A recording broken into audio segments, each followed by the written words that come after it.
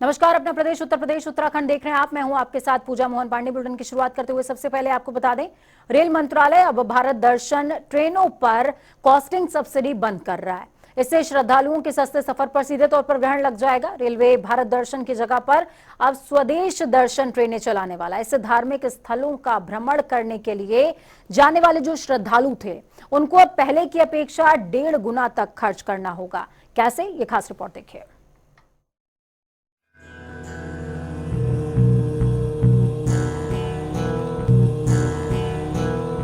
Rail मंत्रालय ने अब भारत दर्शन ट्रेनों पर कास्टिंग सब्सिडी बंद कर दी है। इससे श्रद्धालुओं के सस्ते सफर पर ग्रहण लग गया है। रेलवे भारत दर्शन की जगह अब स्वदेश दर्शन ट्रेनें चलाएगी। धार्मिक स्थलों का भ्रमण करने के लिए जाने वाले श्रद्धालुओं को अब पहले की अपेक्षा 1.5 गुना तक खर्च करना पड़ेगा। IRCTC को भी अब यात्रा महंगी होने से यात्रियों की कमी होने का डर सता रहा है। भारत दर्शन ट्रेनों के कोच ही स्वदेश दर्शन ट्रेनों में चलेंगे, जिसमें खास बदलाव नहीं होगा। अभी तक जो सफर करीब 11 से 12 हजार रुपए में तय होता था, अब उसी सफर के लिए यात्रियों को 16 से 17 हजार रुपए तक खर्च करने पड़ेंगे। स्वदेश दर्शन ट्रेनों का सफर 15 अक्टूबर से शुरू होगा। सब्सिडी खत्म करने के निर्णय से भारत दर्शन ट्रेनों में सफर करने वाले श्रद्धालुओं में खासा रोष है।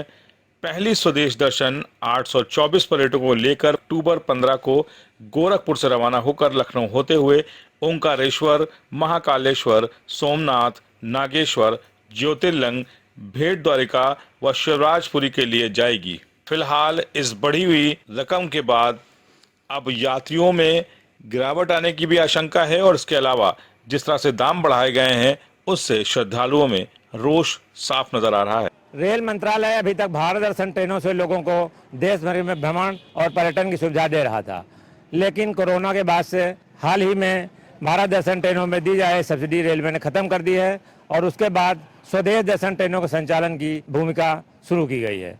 ये काम IRCTC को सौंपा गया है। IRCTC ने स्वदेश दर्शन ट्रेनों में लोगों को आइटनरी कम करते हुए उसके बढ़े हुए किराए की कटौती कर दी है और कोशिश की जा रही है कि जो इस ट्रेन में 1.5 से ज्यादा किराया न पड़े। IRCTC के chief regional manager Kumar Sinha ने बताया, एक नई योजना IRCTC स्वदेश दर्शन की लेके आई है, जो भारत दर्शन के तर्ज पे ही है। हम स्वदेश दर्शन यात्रा के माध्यम से भारत के प्रमुख तीर्थ स्थलों को और जो रमणीक स्थल हैं उनका भ्रमण कराते हैं। कैमरामैन आशीष कश्यप के साथ TN मिश्रा, जनता TV, लखनऊ। तो इस बीच आपको बड़ी और अहम जानकारी दे रहे हैं। ज्ञानवापी मामले में हिंदू पक्ष इलाहाबाद हाईकोर्ट पहुंच गया है। हिंदू पक्ष ने हाईकोर्ट में कैविएट पिटीशन दाखिल कर दिया है। हिंदू पक्ष इलाहाबाद हाईकोर्ट से मांग करेगा कि कोर्ट एक पक्ष को सुनकर आदेश पारित ना करें।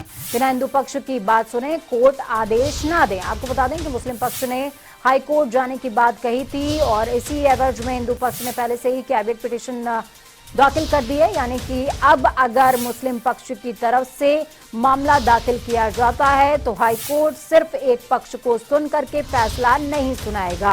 हिंदू पक्ष को भी अपनी बात, अपनी राय साझा करने का पूरा मौका मिलेगा। यानी कि सीधे तौर पर हिंदू पक्ष भी मुस्लिम पक्ष के केस में पक्षकार हो गया है।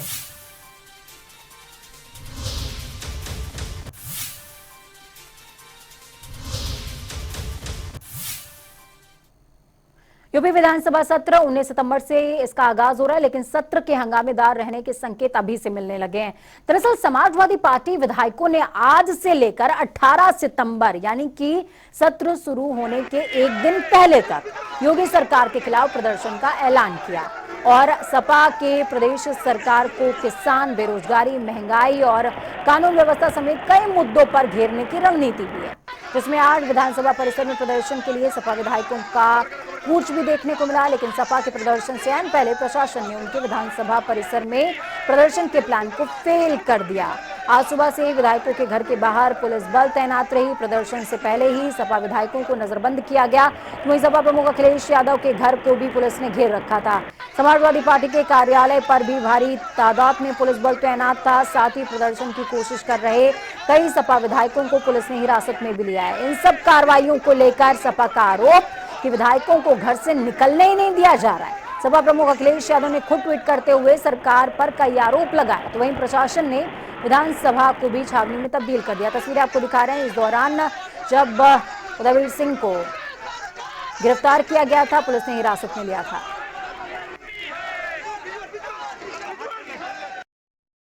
इस देश में अघोषित इमरजेंसी लागू भारतीय जनता पार्टी की सरकार ने कर दिया। समाजवादी पार्टी के राष्ट्रीय अध्यक्ष के निर्देश पर आज से माननीय विधायकगढ़ सांसदगढ़ का विधानसभा के अंदर चौधरी चरण सिंह की मूर्ति का धरना आयोजित करने का निर्णय लिया गया था। मेरे घर को नीचे और ऊपर चारों तरफ से सवेरे से ही पुलिस घेरा बनाई हुई है और निकलने नहीं दे रही। इसी तरह से तमाम समाजवादी पार्टी के वरिष्ठ नेताओं का घर, और सुनने में आ रहा है कि पार्टी दफ्तर के चारों तरफ भी पुलिस का घेराव पड़ा हुआ है। ये सरकार लोकतंत्र की विरोधी है, संविधान में इसका विश्वास नहीं है। ये विरोधी पार्टी के लोगों को दमन करना चाहती है, देश की जनता को बर्बाद करना चाहती है। देखिए, उत्तर प्रदेश में भारतीय जनता पार्टी की बहुत ही कमजोर और डरी हुई सरकार है, जो समाजवादी पार्टी के विधायकों को, नेताओं की, जनता की आवाज को दबाना चाहती है। लेकिन ये आवाज दबने वाली नहीं है। आज समाजवादी पार्टी के प्रदर्शन का पहला दिन था, अभी 18 तारीख तक प्रदर्शन है और लगातार समाजवादी पार्टी जनता के मुद्दों के लिए लड़ती रहेगी। भारतीय जनता पार्टी के दमन से समाजवादी रुकने वाले नहीं। तो वहीं समाजवादी पार्टी के धरने के ऐलान के बाद पुलिस पूरी तरीके से अलर्ट मोड में नजर आई। चौधरी चरण सिंह की प्रतिमा के पास कोई भी सपा विधायक पहुंच ही नहीं सका, लेकिन इस बीच पुलिस को चकमा देकर समाजवादी पार्टी के भदोही से विधायक जाहिद बेग साइकिल लेकर विधानसभा के सामने पहुंच गए। काफी देर पुलिस से उनकी नोकझोंक भी हुई। उसके बाद पुलिस ने उन्हें गिरफ्तार करके थाने पहुंचा दिया। जाहिद बेग ने आरोप लगाया कि दमनकारी सरकार शांतिपूर्वक धरने से भी डरती है। यही वजह है कि चौधरी चरण सिंह की प्रतिमा पर किसी भी विधायक को जाने ही नहीं दिया जा रहा है। महंगाई, बेरोजगारी के मुद्दों को समाजवादी पार्टी ने ही उठाया है। उन्होंने कहा कि भाजपा की सरकार डरी हुई है। यही वजह है कि समाजवादी पार्टी के विधायकों को हाउस अरेस्ट किया जा रहा है।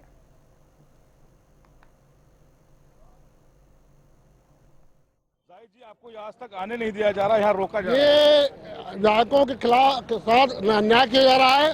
विधानसभा में हमारा जाना संवैधानिक अधिकार है, हमारा दफ्तर भी है। मैं जा रहा हूँ और भी काम होते हैं विधानसभा विधायकों के। ये योगी सरकार अपने चरम सीमा दाग चुकी है, जनता इसको बर्दाश्त नहीं करेगी। हम लोग शांतिपूर्ण तरीके से धरना का ऐलान था, जो लोग थे वो जाने देते। आज महंगाई के मुद्दे पे, बेरोजगारी के मुद्दे पे और तमाम मुद्दे पे विधायकों को अंदर नहीं जाने दिया जा रहा है। हम लोग ये लड़ाई विधानसभा से लेकर सख्त लड़ने काम करेंगे। मनोज पांडे जी आने वाले थे, आज जाहिद साहब वो नहीं आ पाए हैं, उनकी अध्यक्षता में धरना होना था। देखिए, सुबह से ही लोगों को गिरफ्तार कर लिया गया है और पुलिस के बल पे इस भ्रष्टाचारी सरकार, अलोकतांत्रिक सरकार, संविधान विरोधी सरकार, किसान विरोधी सरकार, छात्र सरकार का दमन तय है। और विधायक जो आने थे लोगों को, इसलिए कि मैं साइकिल से आ रहा हूँ, लोगों ने हमको पहचाना नहीं मैं गिरफ्तार कर लिया जाता। आगे की क्या रणनीति है? जो राष्ट्रीय अध्यक्ष जी का ऐलान होगा, जो राष्ट्रीय अध्यक्ष जी का ऐलान है, हम लोग उसके काम करेंगे। तो देखिए, ये जाहिद बेग हैं, विधायक हैं और समाजवादी पार्टी के, और यहाँ पर पहुँचने में सक्षम हो पाए। इनका कहना है कि कई लोगों को यहाँ पर रोका गया, इसी वजह से वहाँ वो धरने तक स्थल तक नहीं पहुँच पाए, लेकिन उनकी कोशिश रही है। और कहना है इनका कि भारतीय जनता पार्टी दमन की राजनीति कर रही है। यही वजह है कि समाजवादी पार्टी को शांतिपूर्वक धरने से भी रोका जा रहा है। तो फिलहाल जाहिद बेग यहाँ तक आने में जरूर कामयाब हुए हैं। अब देखना होगा कि और जो विधायक हैं समाजवादी पार्टी के, वो इस परिसर के आसपास भी आ पाते हैं। धरने की बात तो बहुत दूर की हो गई है, क्योंकि जिस तरह से हमने देखा परिसर के अंदर भी पुलिस है, परिसर के बाहर भी पुलिस का जमघट है। अब ऐसे में जो विधायक है समाजवादी पार्टी के, उनका पहुंचने में यहाँ पर मुश्किलों का सामना तो करना पड़ रहा है, लेकिन अब अखिलेश यादव माना जा रहा है कि सामने आएंगे और इस पूरे मुद्दे को उठाएंगे। कैमरा पर्सन रियाज के साथ डॉक्टर जनता टीवी लखनऊ। तो वहीं प्रसपा प्रमुख शिवपाल सिंह यादव ने सपा से गठबंधन को लेकर के लगाई जा रही अटकलों पर जोरदार विराम लगा दिया है। सपा से गठबंधन के सवाल पर शिवपाल यादव ने सीधे तौर पर कहा कि प्रसपा की तैयारी है कि 2024 में सत्ता में रहना है। उन्होंने कहा कि मुझे 3 बार समाजवादी पार्टी ने धोखा दिया, अब हमारे सभी कार्यकर्ताओं ने तय कर लिया है कि समाजवादी पार्टी में तो जाना नहीं है। शिवपाल ने कहा कि गठबंधन के लिए अभी चुनाव दूर है, जो होगा चुनाव से 6 महीने पहले हो जाएगा। तो वहीं मैनपुरी लोकसभा सीट से चुनाव लड़ने के सवाल पर उन्होंने कहा कि हम नेताजी के होते हुए सोच भी नहीं सकते हैं। हम नेताजी के खिलाफ चुनाव नहीं लड़ेंगे। नेताजी स्वस्थ रहें और पहले भी जिताया था, अब फिर से जिताएंगे। मुझे अभी कुछ पता नहीं है इस बारे में, मुझे अभी कुछ पता नहीं है। तो कुर्सी तो हमारी अलॉट है, पहले ही से अलॉट है, तो हम जहाँ अलॉट है वहीं बैठेंगे और वो तो अधिकार अध्यक्ष जी का है, अध्यक्ष जी का है। अगर करना होता तो पहले शुरुआत में ही करना चाहिए था, अब क्या, अब तो अलॉट है। वहीं गाजियाबाद में मदरसों का सर्वे शुरू हो चुका है। 5 अक्टूबर तक जिला प्रशासन को सर्वे की रिपोर्ट सरकार को सबमिट करनी है। सरकार की तरफ से 12 बिंदुओं पर मदरसों का सर्वे कराया जा रहा है। जो मदरसे रजिस्टर्ड नहीं है उनकी भी जांच की जा रही है। महाराजपुर में मदरसा जामिया अरबिया महराजुल उलूम करीबन 25 सालों से संचालित है। ये मदरसा मेरठ की एक सोसाइटी से रजिस्टर्ड है, लेकिन सरकार के पोर्टल पर नहीं है। मदरसे लगभग 250 बच्चे इसमें पढ़ते हैं और मदरसे के मुफ्ती शमीम कासमी का कहना है कि 2016 से सरकारी पोर्टल बंद है। मैंने कई बार जिला अल्पसंख्यक विभाग में मदरसे को रजिस्टर्ड कराने की कोशिशें की हैं, लेकिन पोर्टल बंद होने की वजह से अभी तक रजिस्ट्रेशन नहीं हो पा रहा है।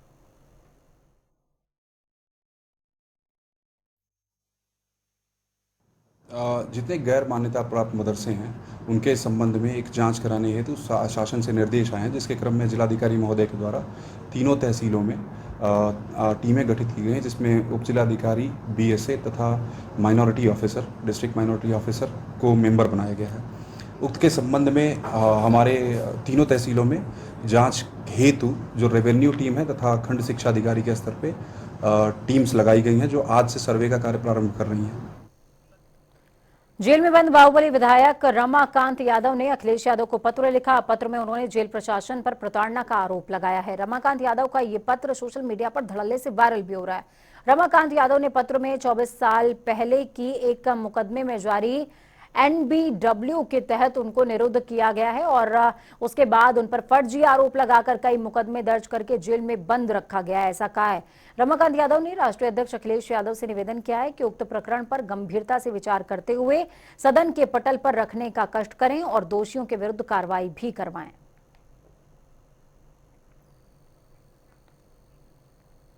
सपा के विधायक और पूर्व मंत्री रामअचल राजभर वाराणसी पहुंचे हुए हैं, जहां उन्होंने ज्ञानवापी मामले में कोर्ट के फैसले का स्वागत किया। इसके साथ ही उन्होंने बीजेपी पर भी निशाना साधा। साथ ही पिछले दिनों सोशल मीडिया पर सपा मुखिया अखिलेश यादव और डिप्टी सीएम केशव प्रसाद मौर्य के बीच आगामी चुनावों को लेकर दाव प्रतिदावे पर उन्होंने कहा कि सबको अपनी बात कहने का हक है।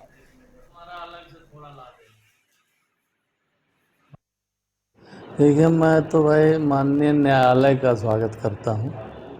अब जिनको राजनीति करना हो तो करेंगे, इसको आगे करके, क्योंकि उनका मकसद है सामने 2024 का चुनाव है, तो 2024 के चुनाव को, लोकसभा के चुनाव को दृष्टिगत रखते हुए तो हर राजनीतिक दल अपने अपने तरीके से उसका व्याख्यान करता है, उसके बारे में बात रखता है।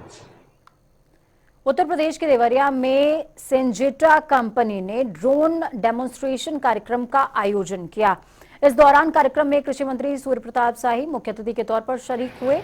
कृषि मंत्री ने किसानों को संबोधित करते हुए कहा कि ड्रोन के माध्यम से किसान कम लागत में आसानी से उर्वरक का छिड़काव कर सकते हैं। ड्रोन तकनीक न केवल युवाओं को रोजगार प्रदान करेगी, बल्कि श्रम की कमी को भी हल करेगी। साथ ही मिट्टी और पर्यावरण को बचाने में भी मददगार साबित होगी। बताया भी जा रहा है कि प्रदेश सरकार ड्रोन तकनीक के इस्तेमाल के लिए कड़ी कोशिशें कर रही है। देखिए, जो संबोधन किया हो आपके सामने बताया है मैंने कि इससे जो है वो समय की बचत है, किसान की श्रम का बचत है, इससे लागत का बचत है उससे, और साथ साथ में जो रासायनिक खाद और जो पेस्टिसाइड, इंसेक्टिसाइड हैं, कीटनाशक, उससे जो मानव के जीवन पर मैनुअल छिड़काव से जो दुष्प्रभाव पड़ता है उससे बचत होगी। और साथ साथ में उसकी मात्रा जो है वो घट करके 20% पर आ जाएगी। अपनी बात को रखने के लिए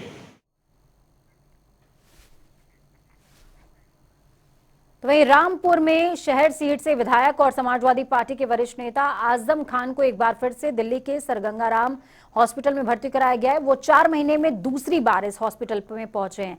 इससे पहले मई में यहां पर भर्ती कराया गया था। हालांकि इस बार उन्हें दिल का दौरा पड़ने पर भर्ती कराया गया है। आज आपको बता दें कि उनकी सर्जरी भी हुई है। आजम खान के स्टंट डाला गया है। फिलहाल आजम खान की जो स्थिति है वो स्थिर बताई जा रही है। आपको बता दें कि आजम खान को सांस संबंधी बीमारी से लंबे समय से दिक्कतें हो रही हैं। पिछले महीने उन्हें लखनऊ के मेदांता हॉस्पिटल में भर्ती कराया गया था। अब उन्हें निमोनिया हुआ था और सांस लेने में भी परेशानी हो रही थी। कई दिन अस्पताल में रहने के बाद आजम खान डिस्चार्ज हो गए थे और अब इस समय दोबारा से हॉस्पिटल में एडमिट हैं।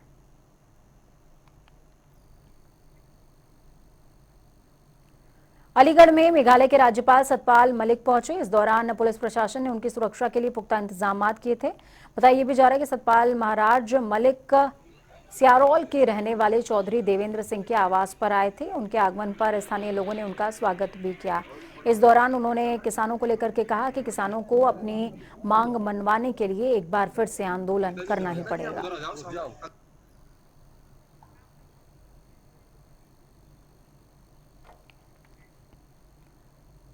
दिल्ली के पूर्व प्रदेश अध्यक्ष और बीजेपी सांसद मनोज तिवारी वाराणसी पहुंचे, जहां उन्होंने धर्म संघ में आयोजित एक कार्यक्रम में शिरकत करी। इस दौरान मनोज तिवारी ने आम आदमी पार्टी पर जमकर हमला बोला।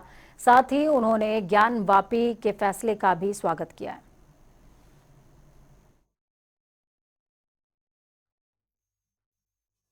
अरविंद केजरीवाल और उनका गैंग जिस प्रकार से भ्रष्टाचार में और व्यभिचार में लिप्त है, अभी तो 2 पे सजा हुई है। आगे मुझे लगता है इनके दर्जनों लोग ऐसे कन्विक्ट होने वाले हैं, क्योंकि अरविंद केजरीवाल और उसके गैंग का एक ही पहचान है, झूठ, भ्रष्टाचार, लूट, और ये कभी भी दिल्ली की जनता बर्दाश्त नहीं कर। प्रदेश के मुख्यमंत्री पुष्कर सिंह धामी बाबा रामदेव और आचार्य बालकृष्ण के साथ उत्तरकाशी दौरे पर पहुंचे, जहां पर सीएम धामी ने सबसे पहले गंगोत्री धाम में दर्शन पूजन किए, मां गंगा की आरती भी उतारी।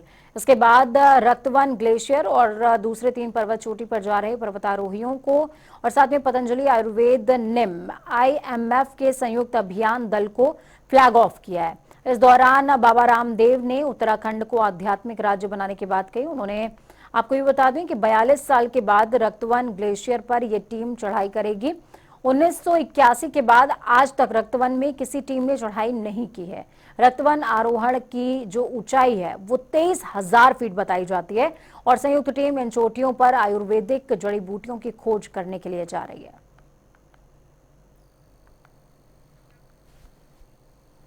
तो वहीं हल्द्वानी में आज युवाओं ने जन आक्रोश रैली निकाली। एकता मंच के बैनर तले कुमाऊं भर से सैकड़ों बेरोजगार युवा यहां पर इकट्ठा हुए और प्रदर्शन किया। इस दौरान सरकार से भर्तियों में हो रही गड़बड़ी और पेपर लीक मामले की CBI जांच कराने की मांग हुई। इस दौरान युवाओं के जन आक्रोश रैली को समर्थन देने के लिए कई सामाजिक संगठन भी पहुंचे। साथ ही नेता प्रतिपक्ष यशपाल आर्य, उपनेता प्रतिपक्ष भुवन कापड़ी और विधायक सुमित हृदयेश भी हाथों में काली पट्टी बांधकर जन आक्रोश रैली में शरीक हुए। युवाओं ने सरकार के खिलाफ जमकर नारेबाजी करी। युवाओं ने पंत पार्क से तिकोनिया तक रैली निकाली है और SDM के माध्यम से मुख्यमंत्री को 13 सूत्रीय मांगों का ज्ञापन भी सौंपा है। एक दो नंबर समान रुक जाते हैं हम, लेकिन ये नेता लोग अपने लोगों को, अपने परिवार को आगे बढ़ाने के लिए इनको इस गद्दी पे बैठे हैं क्या? सरकार है ये युवाओं की आवाज को दबाने का काम कर रही है। हम यहाँ 1 हफ्ते से रैलियों की तैयारियां कर रहे हैं और आप देख सकते हैं कि पुलिस बल कितना खड़ा है।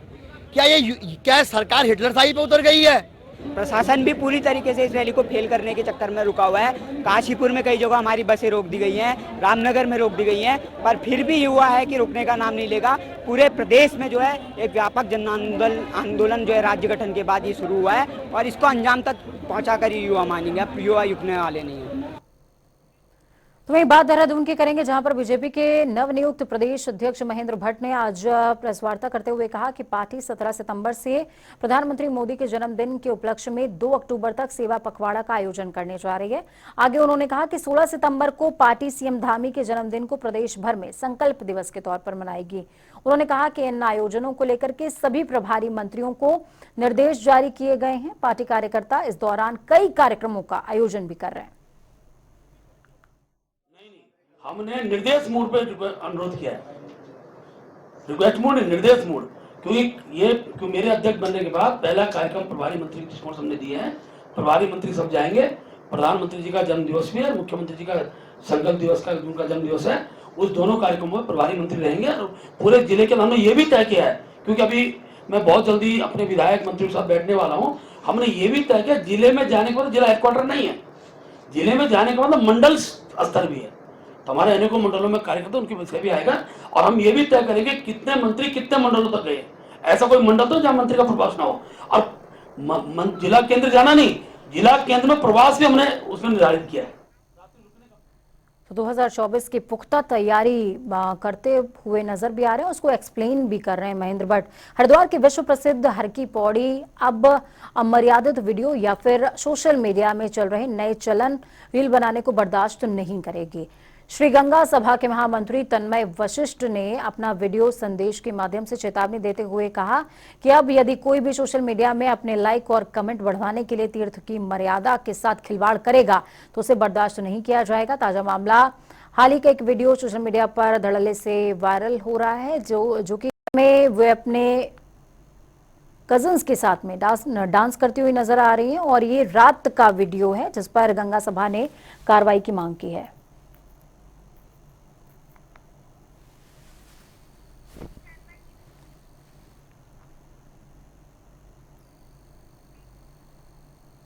हिंदी दिवस के मौके पर देहरादून में भाषा संस्थान ने प्रदेश के सैकड़ों छात्रों को सम्मानित किया। जिन छात्र छात्राओं ने हिंदी के साथ पंजाबी, उर्दू और अरबी भाषा में अच्छे नंबर लाए हैं, कैबिनेट मंत्री सुबोध उनियाल ने कहा कि हिंदी मार्केटिंग की स्थिति में जो ग्लोबल संभावनाएं बन रही हैं, उससे भारतीय हिंदी टीचर्स की डिमांड भी इंक्रीज होगी। कैबिनेट मंत्री ने यह भी बताया कि प्रदेश में 3 अलग अलग बोली जाने वाली गढ़वाली, कुमाऊनी और जौनसारी भाषा को एक सम्मान मिले, इसके लिए केंद्र सरकार से मान्यता के लिए निवेदन किया गया है। सुबोध उनियाल ने यह भी कहा कि राज्य सरकार ने हिंदी, संस्कृत, पंजाबी, उर्दू, गढ़वाली, कुमाऊनी और जौनसारी क्षेत्र में पुरस्कार देने की पहल की है ताकि भाषाओं का उत्थान हो सके।